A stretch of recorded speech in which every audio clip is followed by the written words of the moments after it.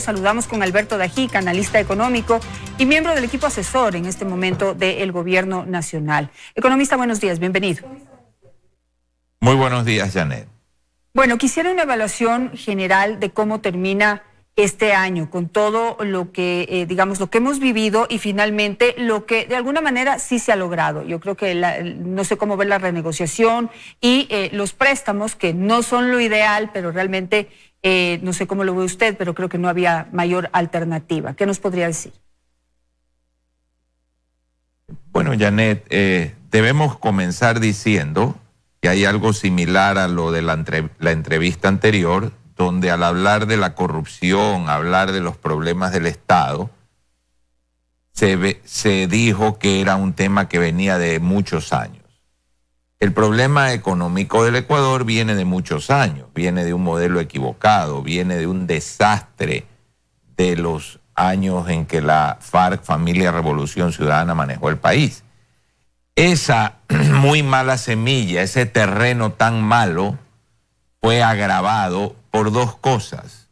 Una, que el actual gobierno acertadamente cambió de rumbo, pero no realizó suficientemente a fondo las transformaciones que había que hacer, y cuando se comenzaron a hacer cayó la pandemia.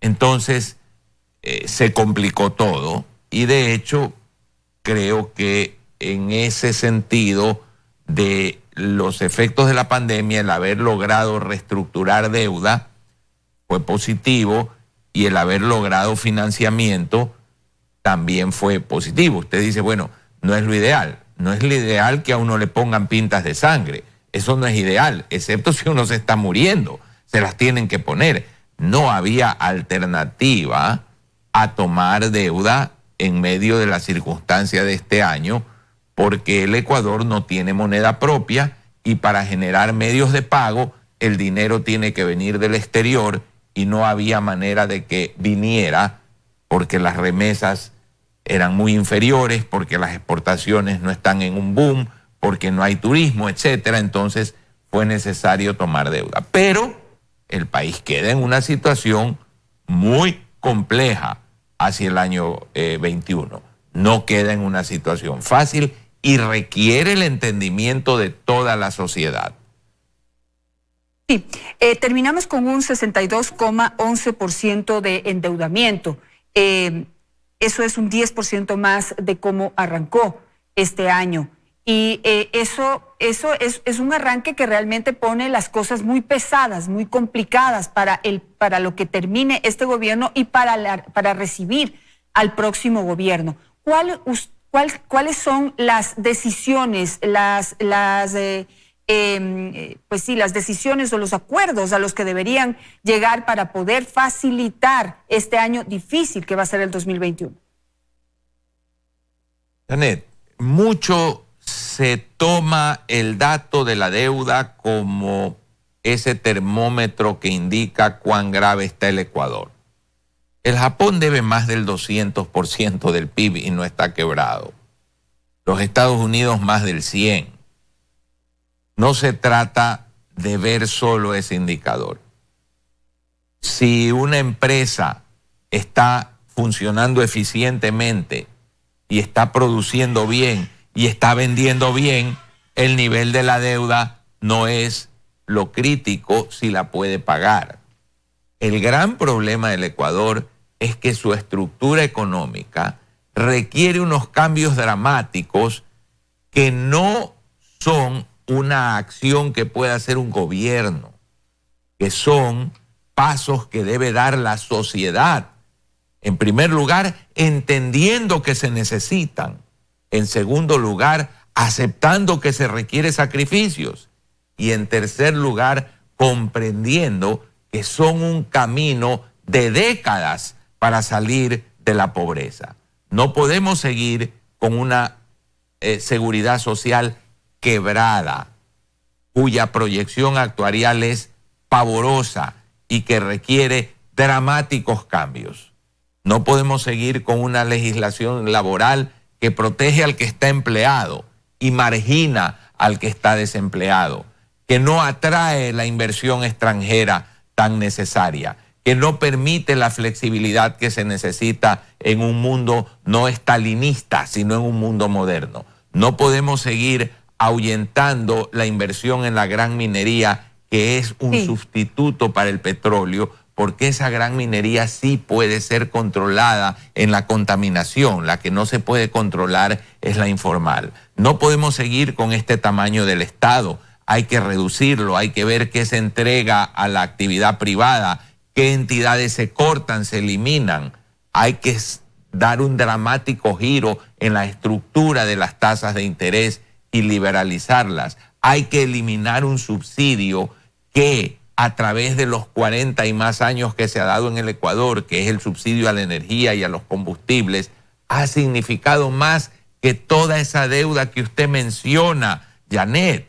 ¿Cómo puede una sociedad haber subsidiado en un valor superior a todo lo que debe? Eso quiere decir que toda la deuda se ha ido para subsidiar. Bueno, estos grandes temas, amén de los de educación, de transformación de la salud, no son temas que los puede resolver un gobierno, ni un presidente. Son temas en los cuales la sociedad debe ponerse de acuerdo, y veo muy lejos a la sociedad ecuatoriana de esos acuerdos. Y si no se logran, ningún presidente los va a poder resolver. Entonces estamos hablando que la primera opción que tenemos no es la solución a corto plazo, pero es una opción a largo plazo, es tener políticas económicas bien definidas que sean respetadas por el siguiente y por el subsiguiente gobierno. Es decir, lo que han hecho otros países y la clave, digamos, de la estabilidad no está en los tratados de libre comercio, no están en las medidas económicas puntuales que toma cada gobierno, sino en esos acuerdos que a largo plazo se respetan. Y aquí usted pues está anticipando algo, que no lo lograremos en este año que viene o en este periodo que viene, y eso marcará el futuro pues de la economía del país. Pero Janet, el año 1994 eliminamos el subsidio a los combustibles en forma responsable, en el gobierno del cual fui vicepresidente y presidente fue el arquitecto Sisto Durán Ballén. Eliminamos ese subsidio. ¿Qué hicieron los políticos? Ir a demandar la inconstitucionalidad para reinstalar la perversidad del subsidio. Entonces, ¿cómo se puede hablar de que se pueden tomar medidas si la sociedad no está de acuerdo? Efectivamente, lo que usted dice es la clave. Los países que han salido de la pobreza y han resuelto el tema de la equidad no lo han hecho en 4 años, ni en 8, ni en 12. Lo han hecho en décadas de hacer bien las cosas. Qué lejos veo al Ecuador de entender eso. Qué lejos veo los argumentos de campaña de entender eso, cuando hay gente proponiendo más dádivas, más regalos, más populismo, que es precisamente la antítesis de la concertación sobre grandes objetivos y de la responsable política de mantenerlos por un tiempo suficientemente largo. Ahora, esta es mi mayor preocupación sobre el Ecuador futuro. Tenemos tiempo para tocar un último tema que me parece que es clave y de fondo, y es que para que la población ecuatoriana pueda aceptar que tiene que pagar más por un pasaje de bus, que tiene que pagar más por un galón de gasolina, que tiene que dejar de lado los subsidios y no estar esperanzado en vivir de los subsidios o de los bonos y de todo, tiene que tener empleo, tiene que tener un salario que signifique el poder vivir en este país, que es un país costoso, es un país caro, los alimentos cuestan, la vivienda cuesta, el vestirse cuesta. Entonces ahí está la clave es poder generar empleo, empleo decente, empleo digno y empleo bien pagado, y allí es en donde veo también dificultades. Usted dijo hace un momento que hay que seguir disminuyendo al Estado y hay que darle esa responsabilidad o entregarle esas personas que salen del Estado al sector privado, pero el sector privado tampoco ve todavía con buenos ojos ni buenas perspectivas las condiciones en las que tiene que trabajar y no no les veo como muy abiertos a generar el nivel de empleo que necesitamos. Entonces, allí tenemos un meollo que hay que resolver para poder desenredar todo lo otro que nos tiene estancados nos ha tenido estancados durante todos estos años. Es obvio, y por ejemplo, usted le pide al sector privado que genere empleo cuando el salario básico es de los 3 más altos de Latinoamérica, cuando no tenemos el nivel ni de Chile ni Uruguay. Tenemos un salario básico más alto que México, Perú, Colombia, Paraguay, el Brasil, que todos esos países. Cuando tenemos una jubilación patronal que es una barbarie luego de que el empleado tiene 20 años, lo cual hace que las empresas liquiden a personal bueno antes de que cumplan los 20 años, cuando tenemos unos costos de liquidación salvajemente altos, cuando tenemos una repartición de 15% de utilidades que no existe en otros países y que por lo tanto al inversionista lo ahuyenta. Bueno, tenemos que enfrentar pues esas cosas para que haya generación de empleo. Y los políticos dicen, eso no puedo decir. Bueno, si no pueden decir, llegan al gobierno y no pueden hacer. Y si no pueden hacer, la situación se va empeorando. Este país necesita un baño de verdad y necesita un entendimiento de que sin sacrificios no se puede salir. Y que como no se los quiere hacer, cada vez el problema es peor y peor y peor.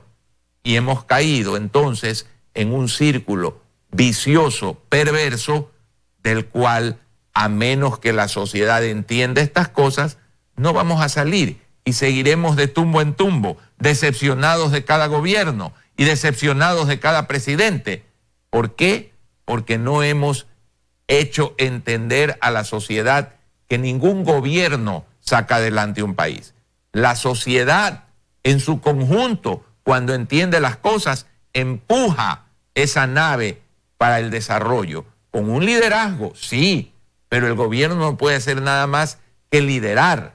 Es la nación cuando tiene un objetivo común, una aspiración común, un entendimiento de hacia dónde ir, es esa nación la que se desarrolla.